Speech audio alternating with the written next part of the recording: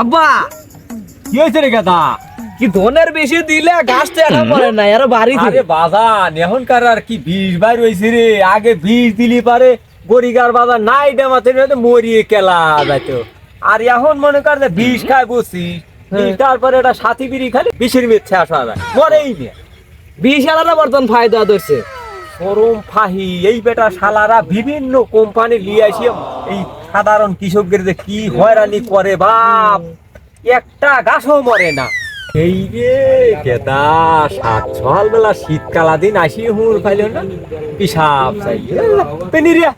কত করে কই যে কম করে খায়ও, কম করে খাইলে আর মোটা কম আসবে না।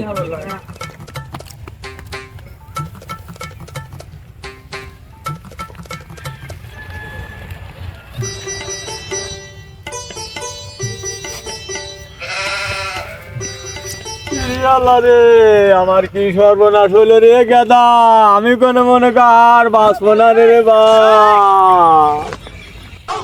খিরে আব্বা কেবল গেল ভালো ভালো মানুষ সিকির পারে কে তত কোন যাই। এবার কি হয়েছে কাঁদিস কে? রে বাগান আমি মনে কর বাঁচবো না রে আল্লাহ।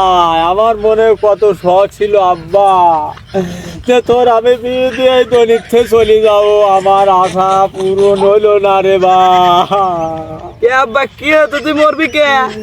আর হে কথা কইস না বাপ, আমার মনে আশা ছিল যে তোর এখন বিয়ে থাওয়া দিয়ে তারপরে মরবো, আমার হে আশা আর হইলো না পুরো।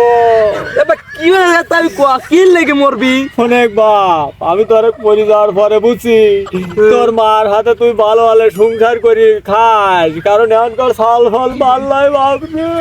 কোয়া না কি হয়েছে তুই মরবি কে? বাঁচবো না রে বাজান রে বাজান। কি হয়েছে কয় না?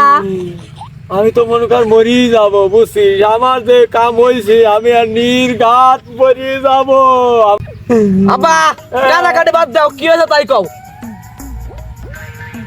অবস্থা দেখি আমার। কি হয়েছে দেখি আসলে অনেক।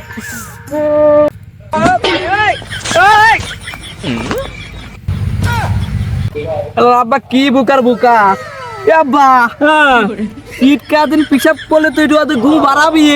আল্লাহ, আর আমি মনে করছি বাপ আমার পেটের ভিতর মনে কর আগুন ধরে গেছে, আমি এই জন্যই তো চিন্তা করছিলাম যে মনে কর মরি যাবো রে। তোমার তো কেমন কেমন বুদ্ধি আরো কমতেছে।